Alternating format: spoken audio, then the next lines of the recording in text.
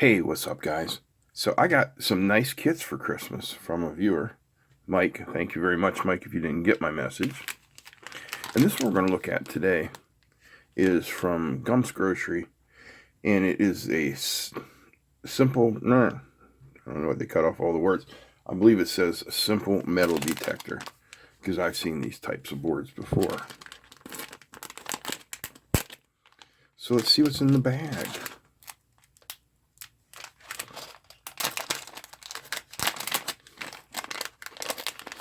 I'll tell you one thing that's not in the bag: instructions.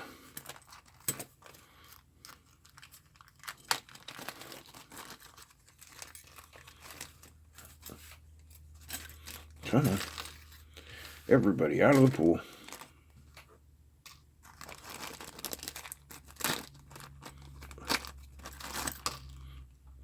Okay. So here's our board.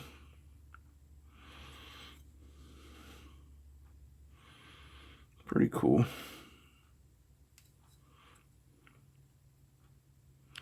Now, how does a metal detector work?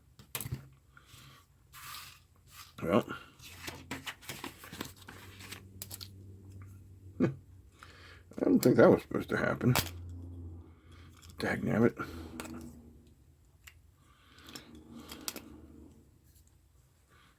Let's see if the pen's still going to work or not. Yeah, we should be good. All right. So, what we're going to have for a metal detector is an oscillator, a search coil,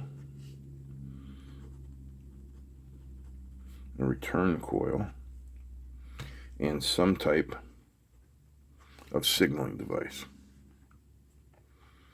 So from the looks of this and the parts that we have available, there's a piezo sounder, so that's going to be our signaling device. We have a trimmer potentiometer. That's obviously going to be for adjusting the frequency. We have one electrolytic capacitor, one little ceramic, two of these polyesters, two resistors, and three transistors, which I'm so blind I can't see what they say. One moment, please. Okay, so we have three transistors, a 9012, 9015, and 9018. Two of them are PNP, one is an NPN. So we're going to create some sort of a free-running oscillator, I'm pretty sure. So, moving along. So here's the ground.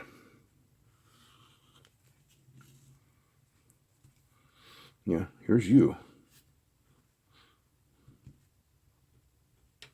And here is your metal detector. And here are some rocks. And here is a railroad spike. So what's going to happen is that free running oscillator is going to energize the coil, and it's going to send electromagnetic waves into the ground. Say this is sandstone, non-metallic. Well, those waves are just going to pass right through it. Same here. But this railroad spike is made out of iron, ferrous material, and it is going to reflect those waves back. And the coil, again, on the metal detector is going to pick it up. So I have no idea what this frequency is. We'll find out. But the higher the frequency in a metal detector equals more resolution, I guess. It can detect smaller objects. The lower the frequency, it can go deeper. So you have to balance the frequency based on how small of objects do you want to detect versus how deep down in the ground you want to get. There's your catch-22.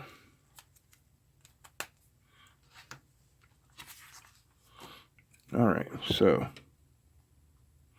when we look at this, there are not many components.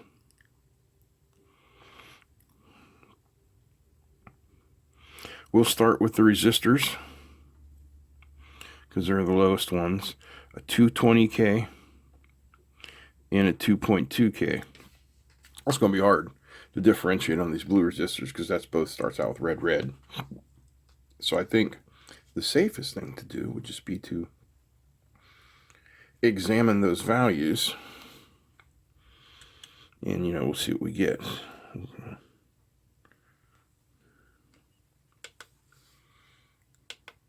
Oh. It's dead, Jim. Luckily, we can just plug her in. And that is a 2,211. So that's 2.2K. Which means that one goes here. Like that. And then we will go ahead and measure the other one, just to be safe.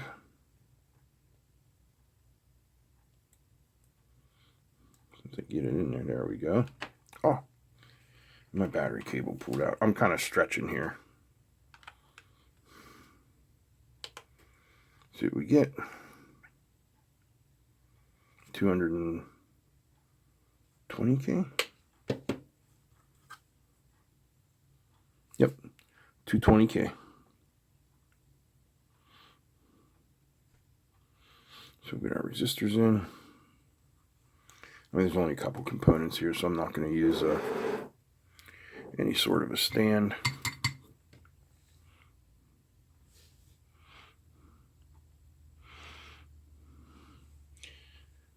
This should go really quick.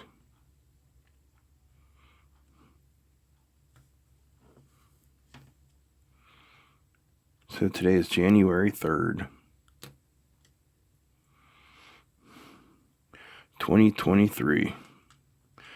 It's about 50 degrees outside and raining violently, as opposed to a week ago when it was like minus 20 outside.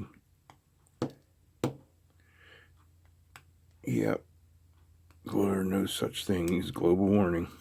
Not warning. It's early. It's 7:30 in the morning. All right. Let's go with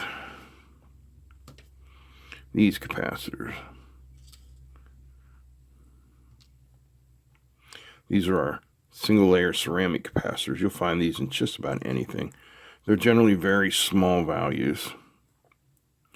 This is 100 nano. And so is the other one.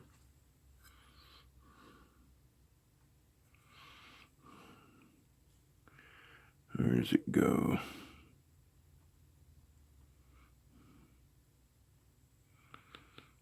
Is there only one? Nope, it goes right here.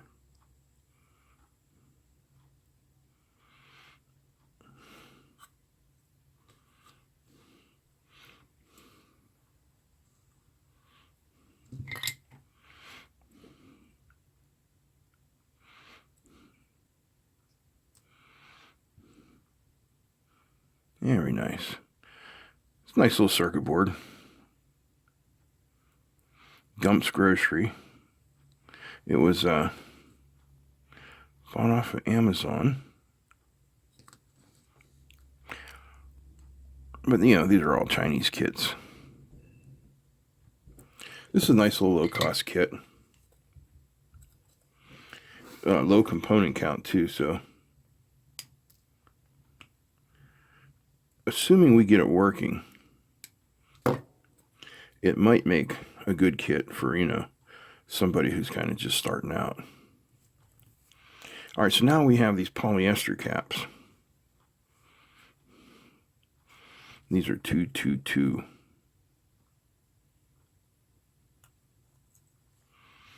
Put them in like so.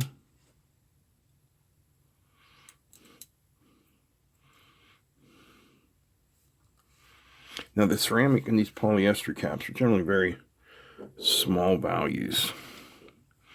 Nanofarad, picofarad, used in higher frequency things. Whereas when you get to the electrolytic capacitors, their values are considerably larger. I'll show you that here in a second.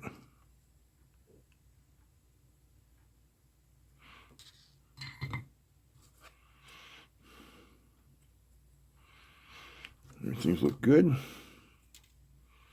Need to demagnetize my clippers, as you can see, but we'll get to that later. Don't have to worry about that today.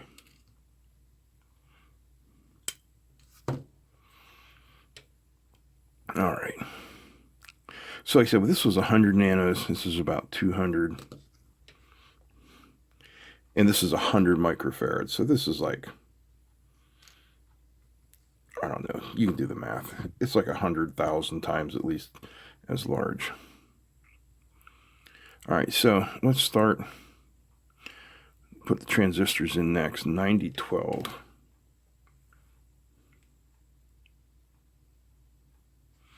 Has an 18. 15.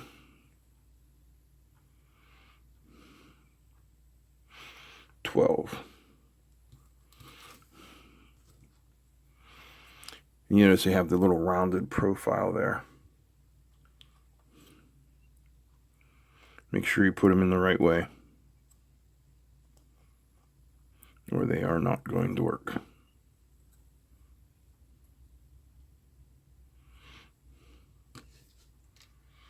Let's zoom in there, give you a little better view. Although if you've watched this channel for any length of time, you see me soldering plenty.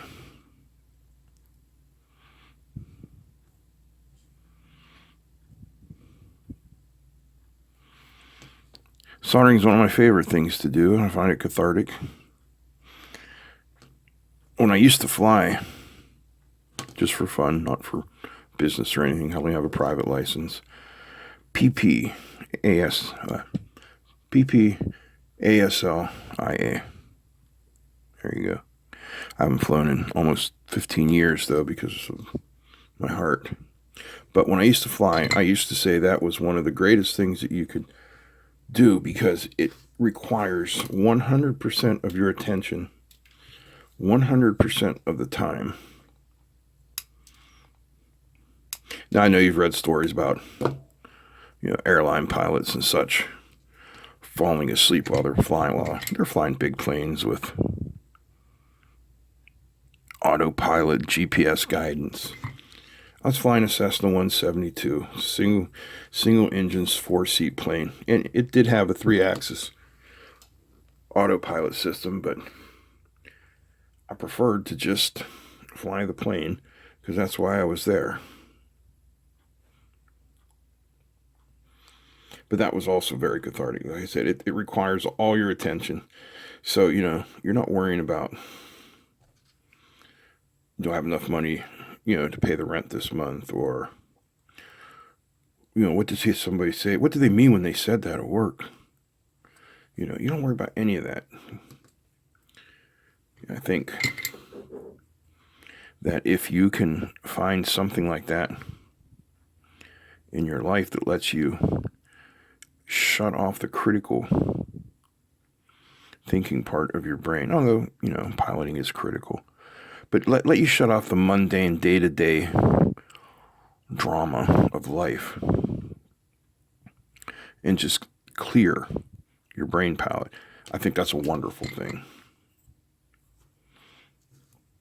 Music's another thing that allows me to do that.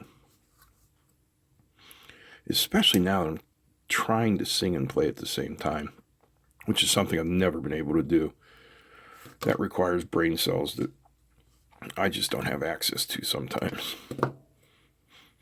So I played drums in high school, took drum lessons, played in the marching band. I even played in the Drum Corps International, DCI, if you've ever heard of that. I was a decent snare drummer. But you put me in front of a drum kit? No. That requires other parts of the brain. Like, I could play a bass and snare beat, or I could play a cymbal and snare, or a cymbal and bass. I could even kick in a couple fills here and there. But to ask me to do a complex bass snare pattern and then put like a straight up cymbal on top of it, it's like 8th notes or 16th notes, nope. My brain just goes, we don't have enough for that. So I was telling the drummer in my band, Josh, that, and I said, how do you do it? He goes, don't think about it. I totally understand that, totally respect that. But I can't do that. All right, so next up, the electrolytic capacitor. And it goes right here.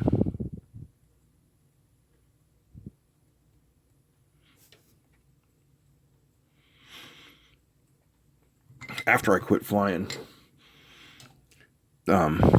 actual full-scale planes, I took up RC aviation, and I did that for a while. I was pretty good at that. But man, is that an expensive hobby. I went through 11 planes one summer. 11. The worst was when you just build a plane and take it out for the first time, and either you'd take off and it would just start banking and you had no control, or you'd be flying for a while and then something would catastrophically fail. I don't miss that at all. I enjoyed doing it. Like, I started off with the nitromethane, like little 40s on a trainer, where you either had to use that electric starter or a chicken stick to flip it. Then I did electric planes for a while. I enjoyed electric planes. No muss, no fuss. But I had one. It was a sport cub, clipped wing cub, and the battery came out of it in flight, and that thing just went straight down. That was horrible. After that, I got into gasoline up to 50 cc engines, about quarter scale. And then that was it. I was done.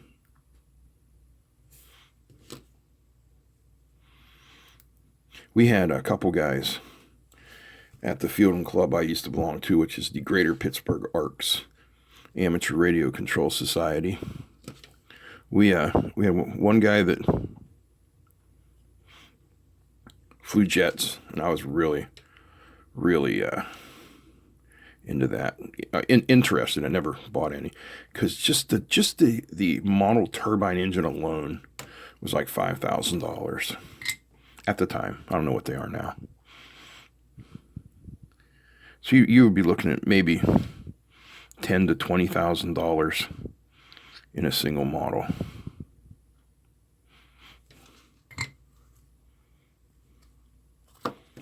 I think we put the whole kit and caboodle together. Now, according to the instructions, it's going to take 3 to 5 volts. So let's put a pair of wires on there. I've never really been a fan of wire strippers and pliers, but these ones from Kuwait's are pretty nice.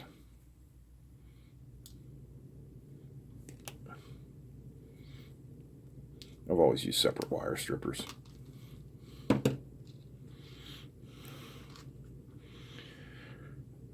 Why? I don't know why. I just did. Well, because I didn't like the ones in the pliers. That's why.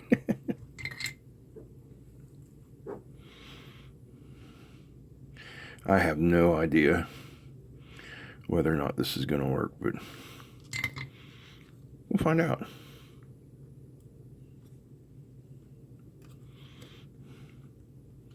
So kind of interesting things we can figure out here.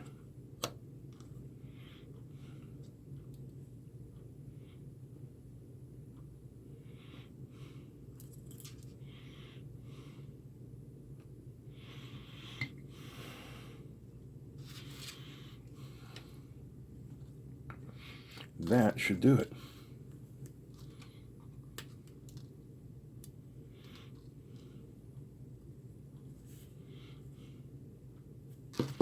I don't like the look of that joint.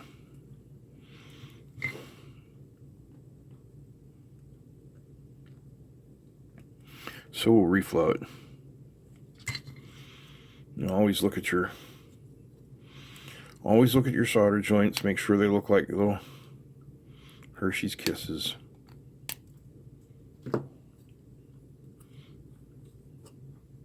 Okay. So on the web page it said 3 to 5 volts.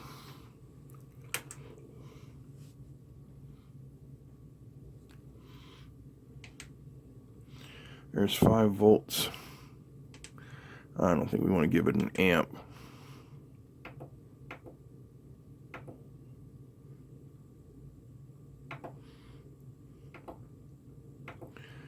Let's go with 100 milliamps.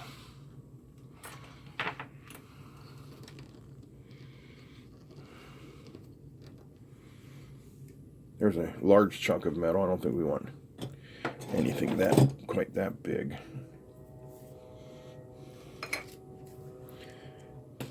We'll use one of these little screwdriver tips. They're magnetic, so this should be able to definitely pick them up if, everything's working right. All right, I energized the power supply.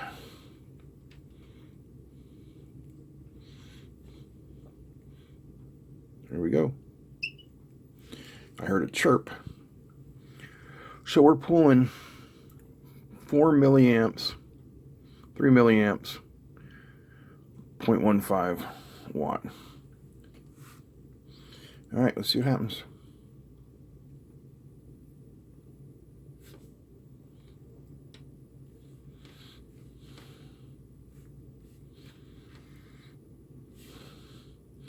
It looks like nothing's happening to me.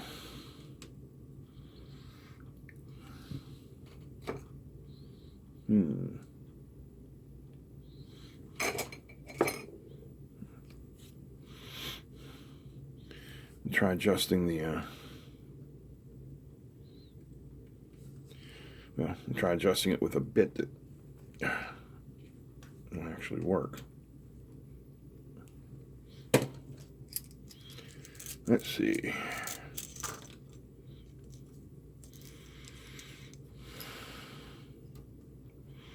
Here's a flat edge.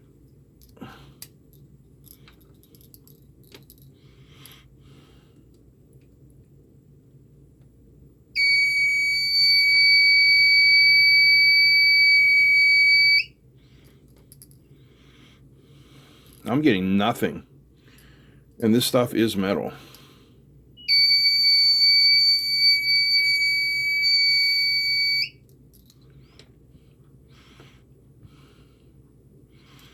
Well, let's see. Let's have a look. We'll de-energize the circuit first of all. All right. Focus. So I'm going to start by looking at making sure these components are properly in. They are. I'm looking at, the flat side of the transistors, making sure that they match the flat side of the footprints, and they do. 15's in the 15, 18's in the 18, which means that has to be 12 in the 12. I don't see any solder bridges.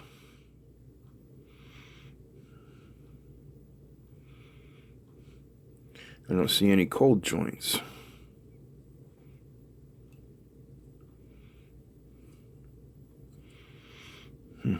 Everything seems to be proper.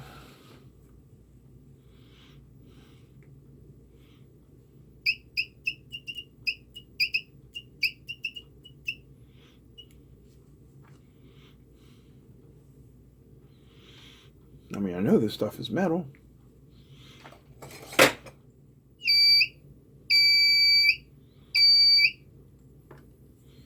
Okay, we found something metal that it will detect. But look how close I have to get.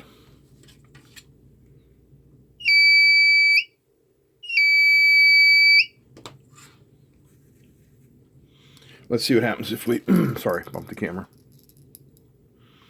We'll take this and turn it almost all the way down and see if that makes any difference.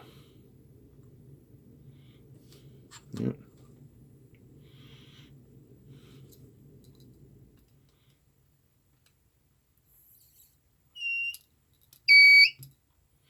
Now it says on the ad, which I'll show you in a minute, that it should be good for 5 centimeters.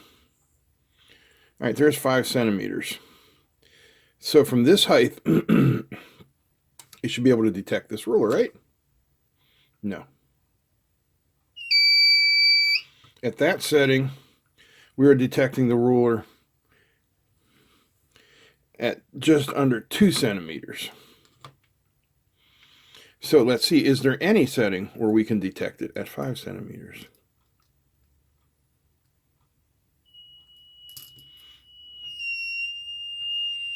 All right, that's better.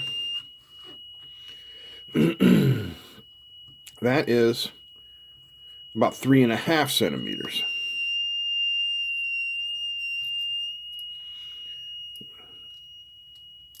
This is hard to hold and do at the same time. Oh, now it's detecting this. Now it took a dump.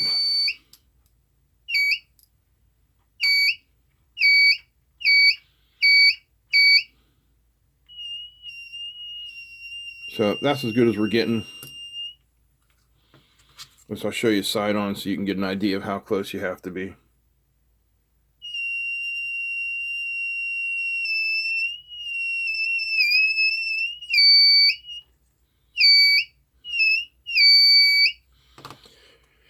Okay, so it works.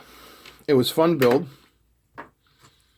Final conclusions. Oh, almost knocked my tools over. That would have been bad. There we go. This would work more as a security metal detector, whereas you wanted to sweep this, over someone's body. It'll work for that just fine. As a treasure hunting metal detector, no. It's not going to do it. All right, here's the ad on Amazon. Gump's Grocery Simple Metal Detector Locator Electronic Production 3 to 5 volts DIY kit. Brand Gump's Grocery. Batteries required? No. Yeah, I think batteries are pretty much required. Or a power supply or something. Scroll down, and that is all the information you're going to get. Oh, let's see. Uses. Game that entertains security sex searches of body metal products. Yep, that's it. So it's more of a security metal detector. There's no further information except it's got 2 ratings, 4 out of 5 stars. But I like it. I think it was fun. And as long as you accept the limitations, I think it would make a great first kit. I mean, look at the component count. 1, 2, 3, 4, 5, 6, 7, 8, 9, 10, 11, 12. 12 components. You could teach a young person how to solder and do this and have some fun in 5-10 minutes. Well, let's go for a half an hour for somebody who's just starting out, but still, fun. Thanks again to Mike for sending this out. Thanks to you for watching. If you enjoyed this, give me a thumbs up. Feel free to comment, share, and don't forget to subscribe. And if you got an extra buck, join Patreon. $1 a month. We have a monthly Zoom meeting, and patron pays the bills. And when there's stuff left over after the bills, then we buy, fun electronic stuff to play with. So if you're so inclined, thank you so much. If you're not, that's okay too. I appreciate you just being here. That's it. I'm out. Peace.